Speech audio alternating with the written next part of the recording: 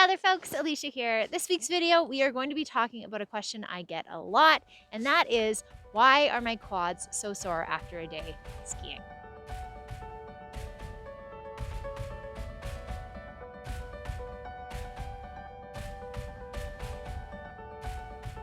So there's 4 reasons, and usually I talk mainly about the physical components of skiing and hiking and running and all that.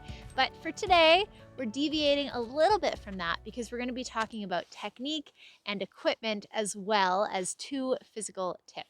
So the very first tip is all about technique when you're skiing. And this is the most common reason that I see people sore at the end of the day on a hill. And that is when they're skiing down the hill, they're actually leaning back. Maybe because they're a little afraid of what's coming up next, or maybe because they just haven't been taught to lean forward as they ski.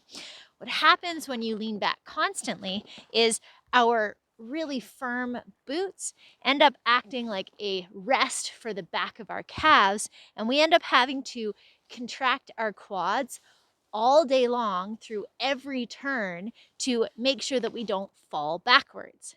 That isometric contraction of your quads does a couple things. First, it doesn't allow as much blood flow to those muscles so that they can work aerobically. Second, it's going to tire them out because they're constantly trying to contract every second of every run. So the easy fix for this is to try and, in between every turn, stand up or forward to get your hips over the toe pieces of your bindings and to give those quads a second to relax in between each turn. A side effect of this is you're going to feel way more in control of your skis on the snow. So that's a nice little bonus as well. Now, before we talk about our final reason that you might have sore quads, which has to do with your equipment, I am going to talk about 2 physical reasons that you might be sore. The first is maybe you didn't put enough time into warm up.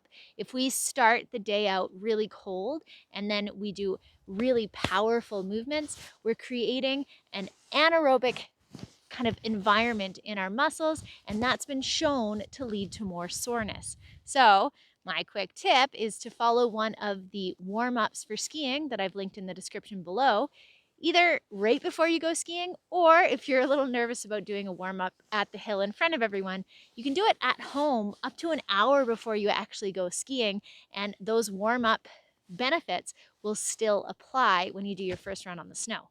It also would be helpful to maybe do your first run on an easier run instead of jumping directly into the hardest terrain of the day.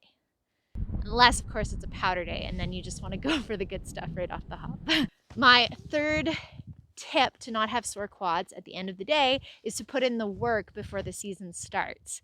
So we have 8-week ski ready programs that will help you get ready for your first day on the hill. And what clients often tell me is they're less sore after that first day, and they feel like they pick up skiing more quickly after the off season. So if you can put some time into building your strength and your power before the first day on the snow, you might find that your quads are less sore after the first day of the season. And my final tip actually has to do with equipment, particularly if it's really icy out. If you have dull edges, you can feel like you have to be contracting all of your muscles to try and keep an edge on the snow.